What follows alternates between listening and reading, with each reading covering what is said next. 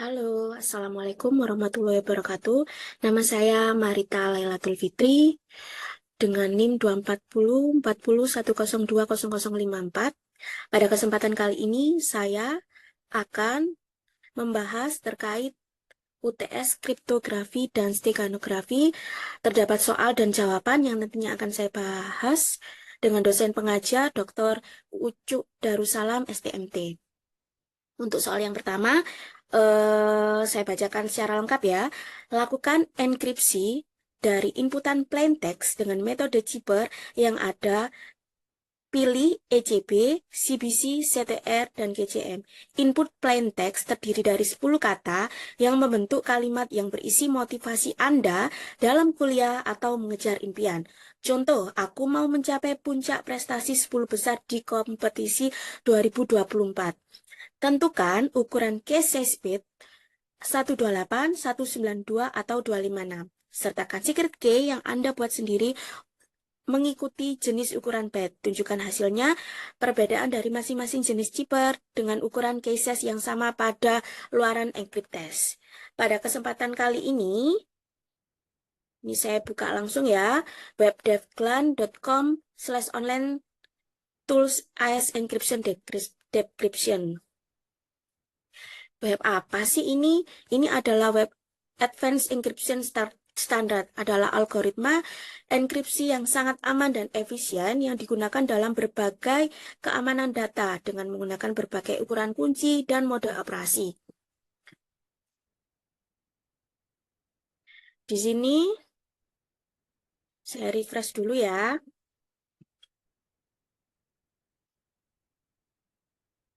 Untuk plain text yang saya akan gunakan adalah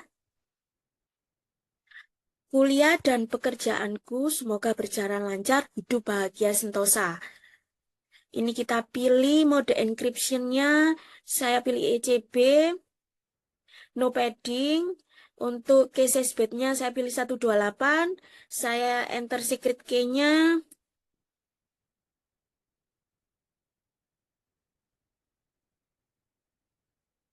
Saya encrypt.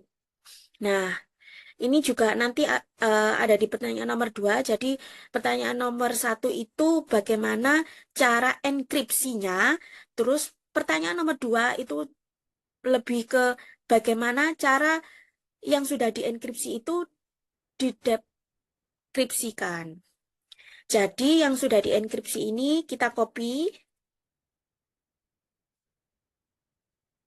kita pilih mode dekripsi yang sama, tadi enkripsinya ECB, mode dekripsinya ECB juga, no padding, 128.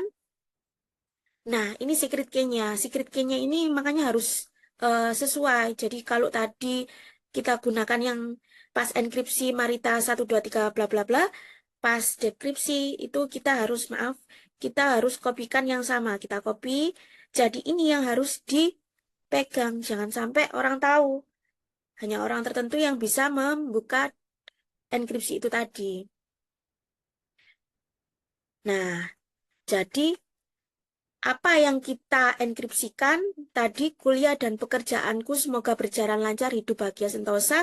Kita encrypt, keluar encryptnya, langsung kita dekripsikan, keluar yang keluar pesan yang sama. Selanjutnya kita coba lagi ya, pakai metode CBC. No padding, ininya 128, tetap enter secret key-nya, tetap kayak yang tadi. Nah, ternyata keluar enkripsi yang berbeda. Karena apa? Karena metodenya beda. Tadi pakai EBC, ya kan? Tadi pakai ECB, sekarang pakai CBC. Kita copy hasil enkripsinya.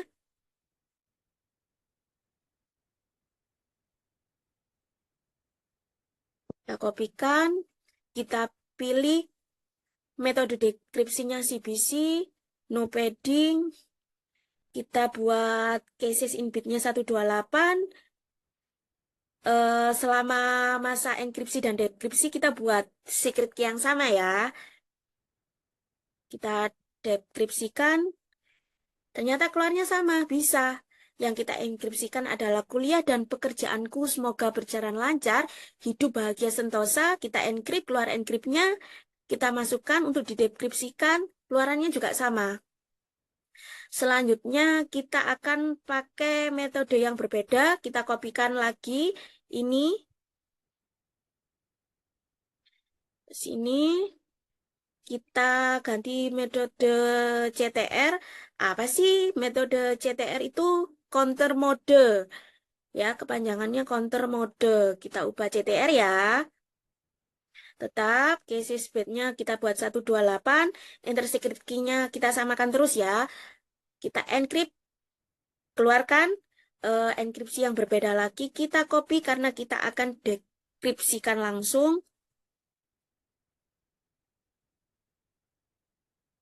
Tadi enkripsinya CTR ya, berarti dekripsinya kita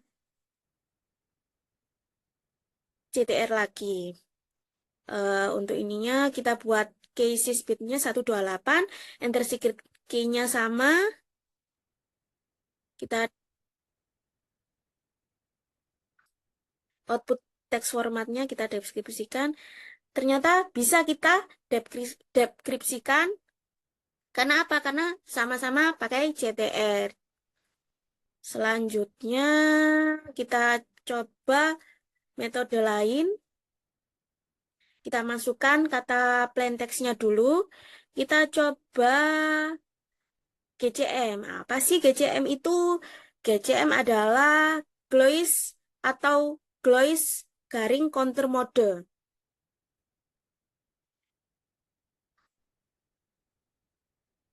Kita buat, ternyata kalau di Glois ini ada tagline. Tadi kan nggak ada. Kita samakan aja 128.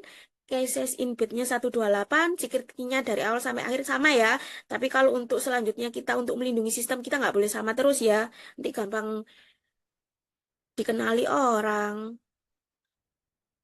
Nanti kita bahas lebih lanjut untuk terkait hal itu. Ini sudah kita enkripsi ya. Kita copy hasil enkripsinya. Sudah. Kita kopikan untuk mendekripsikan hasil enkripsinya. Kita ubah ke mode decryption GCM. Ini tadi line-nya 128. Ini tetap 128.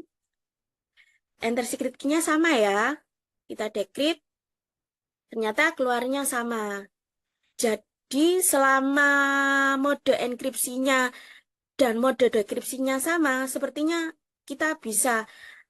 Yang terakhir ya, kita coba ininya beda.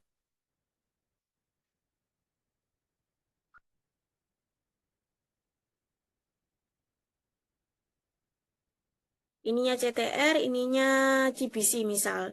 Lainnya sama, 128. Enter secret key-nya sama. Nah, nggak keluar ya. Karena apa? Karena algoritmanya beda. Kita memilih enkripsinya, mode of enkripsinya CTR, tapi dekripsinya CBC, jadi nggak keluar. Sudah, untuk soal selanjutnya, saya stop share dulu, share screen dulu. Soal selanjutnya, untuk penjelasan tadi itu sudah mewakili soal nomor 1 dan soal nomor 2. Soal nomor 1 itu bagaimana cara enkripsinya, soal nomor 2 bagaimana setelah dienkripsi itu terdapat kode, terus kita kembalikan untuk dekripsikan. Itu plain text-nya sama nggak, apa nggak, kembali apa nggak. Ternyata tadi selama modenya sama, mode enkripsi dan dekripsinya sama, kembali ya. Jadi kita langsung saja ke soal nomor 3. Kita disuruh analisa nih. Untuk 3A, apakah yang membedakan dari hasil simulasi enkripsi pengaruh jenis algoritmanya? Jawabannya untuk ACB, Ciphertext mempertahankan pola dari plaintext jika ada pengulangan. Hal ini karena setiap blok plaintext yang identik menghasilkan blok Ciphertext yang identik.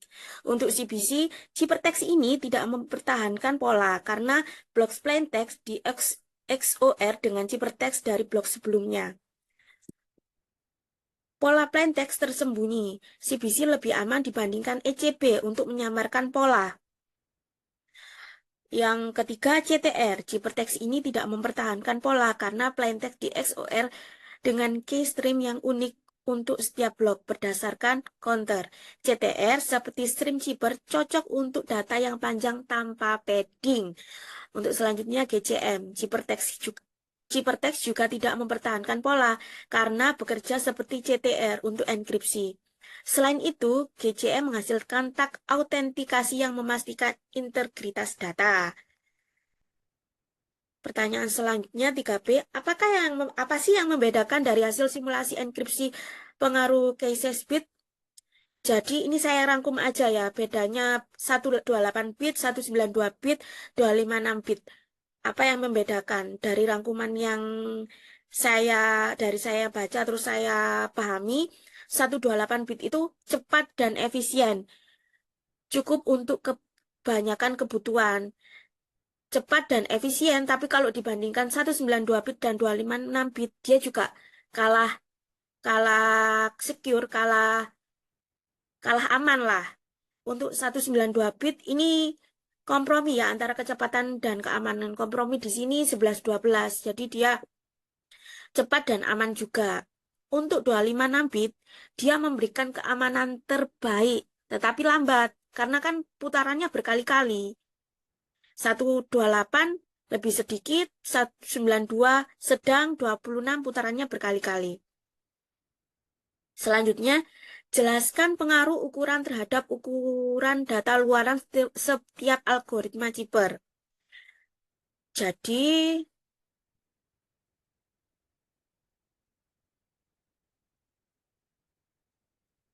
berikut adalah pengaruh mode operasi terhadap ukuran ciphertext. ECB, Electronic Codebook. Ciphertext adalah kelipatan dari ukuran blok, yaitu 16 byte. Ukuran padding akan ditambahkan jika plaintext tidak sesuai ukuran blok. Panjang ciphertext sama dengan kelipatan 16 byte dari plaintext. CBC, cipher block chaining. Sama seperti ECB, tetapi membutuhkan inisialisasi vektor 4. Ukuran 4 tidak ditambahkan ke ciphertext, tetapi harus dikomunikasikan secara terpisah. Panjang ciphertext sama dengan kelipatan 16 byte dari plaintext. CTR atau kepanjangannya counter mode tidak membutuhkan padding karena bekerja seperti stream cipher. Panjang ciphertext sama dengan panjang plaintext. GCM atau Close Counter Mode menghasilkan ciphertext mirip CTR, tetapi dengan tambahan autentikasi. Panjang ciphertext sama dengan panjang plaintext plus panjang autentikasi, biasanya 16 bit. Soal 3D, algoritma mana sih yang menghasilkan data paling kecil hasil dari luaran enkripsi? Ini setelah saya rangkum, algoritma mana yang menghasilkan data paling kecil, itu perbandingan hasil luarannya aja. Ciphertext itu terkecil. Jadi CTL itu terkecil karena panjang ciphertextnya sama panjang plaintext, tanpa padding dan tanpa tambahan data lain. Dan ciphertext terbesar itu GCM, Close Counter Mode, karena ada penambahan tag autentikasi. Jelaskan dampak dari penggunaan secret key pada hasil enkripsi dan dekripsi. Penggunaan secret key atau kunci rahasia dalam enkripsi dan dekripsi sangat penting karena kunci ini yang memastikan data dapat dienkripsi dengan aman dan dapat dekripsikan kembali dengan benar. 5. Jelaskan kemungkinan dari secret key dibobol oleh pihak lain. Secret key dapat dibobol atau dicuri melalui berbagai metode. Ini yang saya baca-baca ada dua, yaitu serangan brute force, yaitu mencoba semua kemungkinan kombinasi. Kombinasi itu dicoba-coba, try and error, akhirnya ketemu secret key-nya apa. Yang kedua adalah serangan malware, yaitu membobol secret key. Ini tuh jadi dia itu sudah meretas. Jadi sudah diamati lama. Ini gimana sih? Dia dibobol, pelan-pelan akhirnya tahu secret key-nya apa. Akhirnya bisa apa yang dienkripsikan karena secret key-nya tahu langsung bisa didekripsikan. Jadi pencurian kunci melalui komunikasi yang tidak aman. Jadi sudah di-hack beberapa waktu atau menggunakan tools yang lain. Oleh karena itu, penting untuk selalu menjaga kerahasiaan kunci, menggunakan algoritma yang aman, dan memanfaatkan protokol enkripsi yang baik. Pengelolaan kunci yang tepat seperti rotasi kunci, menyimpan kunci yang aman, dan proteksi komunikasi adalah langkah penting untuk mencegah kunci bocor ke pihak yang tidak berwenang. Itu tadi 5 soal UTS kriptografi dan steganografi kali ini. Penjelasan saya terkait soal dan jawaban, kurang lebihnya saya mohon maaf karena saya juga masih belajar. Wassalamualaikum warahmatullahi wabarakatuh.